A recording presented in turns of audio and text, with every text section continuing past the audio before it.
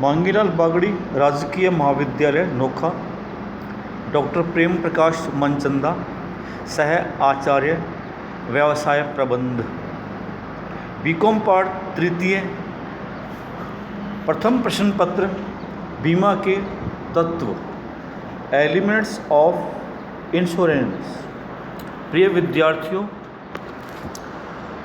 पूर्व में हमने बीमा के सिद्धांत चैप्टर का अध्ययन शुरू किया था, जिसके अंतर्गत बीमा के सामान्य सिद्धांत कर लिए थे। बीमा के वैधानिक सिद्धांतों के अंतर्गत पहले सिद्धांत का अध्ययन किया था, परम सद्विश्वास का सिद्धांत। तो मैंने आपको बतलाया था परम सद्विश्वास का सिद्धांत के अंतर्गत प्रत्येक प्रकार के बीमा अनुबंधों में सद्विश्वास का होना आवश्यक होता है, किंतु बीमा अनुबंधों में तो पूर्ण सद्विश्वास का होना आवश्यक है। इसलिए एक विद्वान ने लिखा है कि सभी बीमा अनुबंध पूर्ण विश्वास पर आधारित होते हैं, अतः प्रत्येक प्रकार के बीमा अनुबंध में पूर्ण सद्विश्वास आवश्यक है। इसके बाद दूसरा सिद्धांत है आश्वासन का सिद्धांत, द प्रिंसिपल ऑफ वारंटीज। यह सिद्धांत कहता है कि बीमा अनुबंध भी आश्वासनों के पालन पर निर्भर करता है। यदि पक्षकार अपने द्वारा बीमा अनुबंधों में दिए गए आश्वासनों का पालन नहीं करते हैं तो बीमा अनुबंध की सफलता संदिग्ध ही रहेगी। प्रत्येक सामान्य विक्रय अनुबंध में क्या होता है, शर्तें तथा आश्वासन होते हैं, किंतु बीमा अनुबंध में इन दोनों को ही आश्वासन के नाम से जाना जाता है, या अपने ऐसे कह सकते हैं बीमा अनुबंध में दिए गए प्रत्येक विवरण को आश्वासन के रूप में माना जाता है। बीमा अनुबंध में बीमा कंपनी एक निश्चित प्रीमियम के बदले एक निश्चित प्रतिफल, जिसे अपने प्रीमियम कहते हैं, जो कि बीमित व्यक्ति बीमा कंपनी को प्रति माह, तिमाही, छमाही या वार्षिक रूप से जमा करवाता है, उसके बदले में बीमित को एक निश्चित प्रकार की जोखिमों से सुरक्षा का वचन देता है। इस सुरक्षा के वचन के साथ ही बीमा कंपनी कुछ शर्तें भी जोड़ देती है, ताकि भविष्य में परिस्थितियों में होने वाले परिवर्तनों से उनकी जोखिम न बढ़ सके। तो बीमा पत्र में जोड़ी गई शर्तों को ही आश्वासन कहते हैं। तो इसका पालन करना क्या होता है, बीमित द्वारा अति आवश्यक होता है। तो इस प्रकार भारतीय समुद्री बीमा अधिनियम के अनुसार आश्वासन का तात्पर्य एक वचन युक्त आश्वासन है, जिसके द्वारा बीमित यह वचन देता है कि कोई विशेष कार्य किया जाएगा या नहीं किया जाएगा, अथवा कुछ शर्तें पूरी की जाएंगी, अथवा जिसके द्वारा वह किसी तथ्य की विद्यमानता को स्वीकार या अस्वीकार करता है। इस प्रकार स्पष्ट है कि आश्वासन बीमा अनुबंध में दिए गए वे विवरण हैं जिसमें बीमित किसी कार्य को करने अथवा न करने, किन्हीं शर्तों को पूरा करने या न करने, किन्हीं तथ्यों के विद्यमान होने या न होने का वचनबद्ध आश्वासन देता है। तीसरा सिद्धांत है बीमा योग्य हित का सिद्धांत, the principle of insurable interest. बीमा का अत्यंत महत्वपूर्ण एवं आधारभूत सिद्धांत बीमा योग्य हित का सिद्धांत है। यह सिद्धांत कहता है कि बीमित का बीमा की विषय वस्तु में बीमा योग्य हित होना चाहिए। अपने ऐसे कह सकते हैं कि यदि बीमा की विषय वस्तु की सुरक्षा से बीमित को अधिक लाभ या सुरक्षा मिलती है अथवा उसे हानि होने से बीमित को आर्थिक हानि होती है तो बीमित का बीमा की विषय वस्तु में बीमा योग्य हित माना जाएगा। एक विद्वान रिगल तथा मिलर ने लिखा है कि बीमा योग्य हित उस प्रकृति का हित है जिसमें बीमाकृत घटना के घटित होने से संपत्ति के धारक को आर्थिक हानि होगी। एक अन्य विद्वान ने लिखा है कि बीमा योग्य हित को संपत्ति बीमा एवं जीवन बीमा दोनों के संदर्भ में परिभाषित किया है। उनके अनुसार संपत्ति बीमा में बीमा योग्य हित किसी कानूनी अधिकार के आधार पर किसी संपत्ति की सुरक्षा में कोई वित्तीय हित है तथा जीवन बीमा में क्या होता है, बीमा योग्य हित बीमित व्यक्ति की मृत्यु से होने वाली एक उचित अनुमानित वित्तीय हानि है।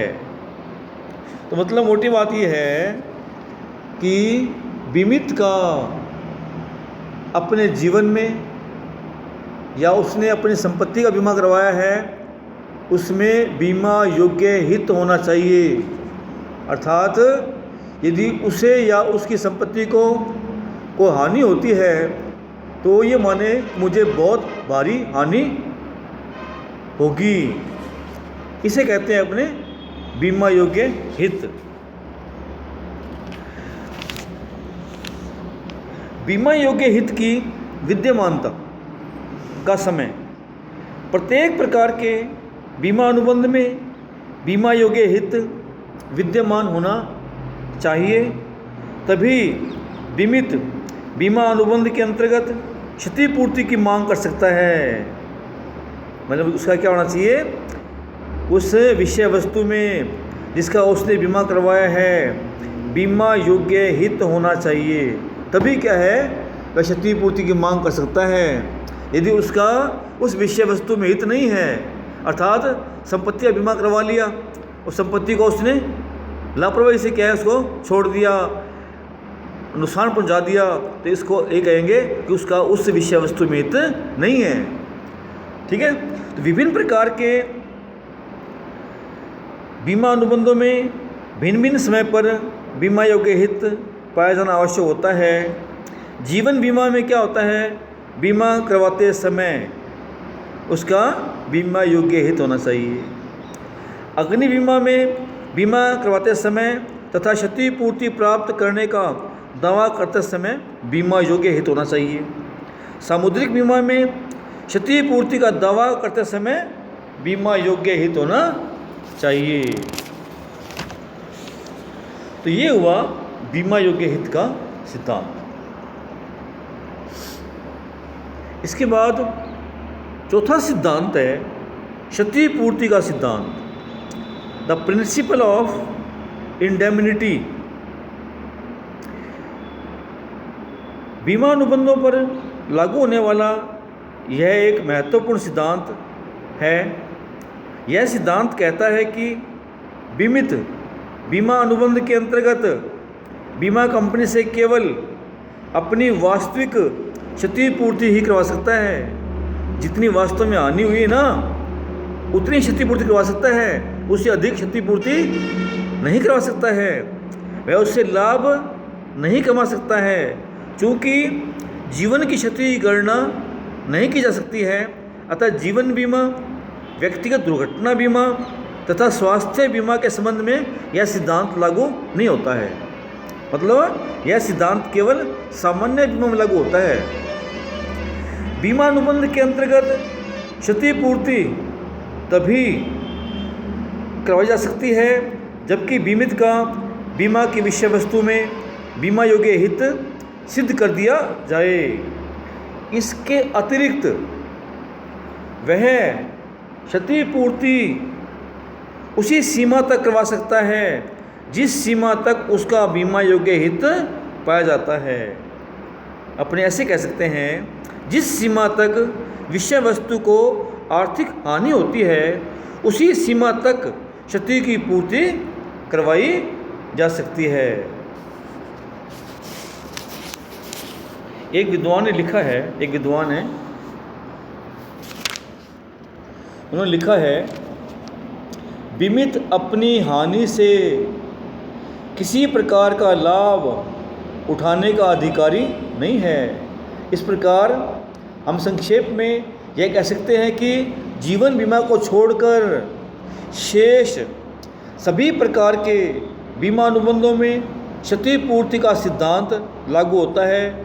इसमें बीमित बीमा कंपनी से क्षतिपूर्ति के रूप में केवल उतनी ही राशि प्राप्त करने का अधिकारी होता है जितनी उसे वास्तव में हानि हुई है। क्षतिपूर्ति की आड़ में वह किसी प्रकार का लाभ प्राप्त करने का अधिकारी नहीं है। जैसे एक एग्जांपल देते हैं अपने। मान लीजिए राम के पास एक गोदाम है। 1 जनवरी को अपने गोदाम का अग्नि बीमा एक्स इंश्योरेंस कंपनी से 50,000 रुपये के लिए करवाया। 1 मार्च को अचानक गोदाम में आग लग गई। आग लगने पर 25,000 का माल जलकर राख हो गया। तो क्या होगा? उसे 25,000 रुपये ही क्षतिपूर्ति के रूप में मिलेंगे, बल्कि 50,000 रुपये बीमा करवाया है वो राशि नहीं मिलेगी। जितनी वास्तव में नुकसान हुआ है, हानि हुई है, उतना ही भुगतान किया जाएगा। दूसरी बात, यदि 50,000 का माल जलकर राख हो जाता है, अर्थात संपूर्ण गोदाम ही राख हो गया, तो क्या होगा? वह 50,000 रुपये की राशि प्राप्त करने का अधिकारी होगा।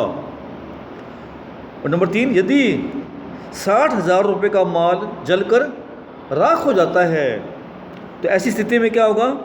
क्योंकि उसने अपने गोदाम में रखे हुए माल का बीमा 50,000 का करवाया है, उसे 50,000 रुपये मिलेंगे, 60,000 रुपये नहीं मिलेंगे।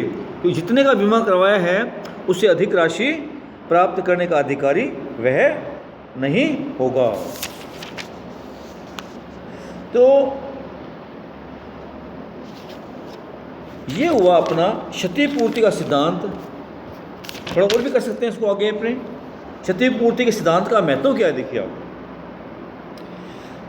क्षतिपूर्ति के सिद्धांत का महत्व ये है कि जानबूझकर हानि पर रोक लगती है। यदि कोई व्यक्ति जानबूझकर क्या करता है, हानि पहुंचाता है, उस पर रोक लगेगी। दूसरी बात, संपत्ति की उचित देखरेख करेगा, सार्वजनिक हितों की सुरक्षा होगी, बीमा प्रीमियम में कमी आएगी, क्योंकि जितना मान लिया बीमा कंपनी क्षतिपूर्ति चुकाएगी, ज़्यादा चुकाएगी, तो क्या होगा? प्रीमियम भी ज़्यादा बाद में लेगी वो। तो ये उसका क्या हो गया? महत्व हो गया। ये था क्षतिपूर्ति का सिद्धांत। धन्यवाद। बाकी बचे हुए सिद्धांतों का अपने अध्ययन क्या है, नेक्स्ट अगले क्लास में करेंगे। धन्यवाद।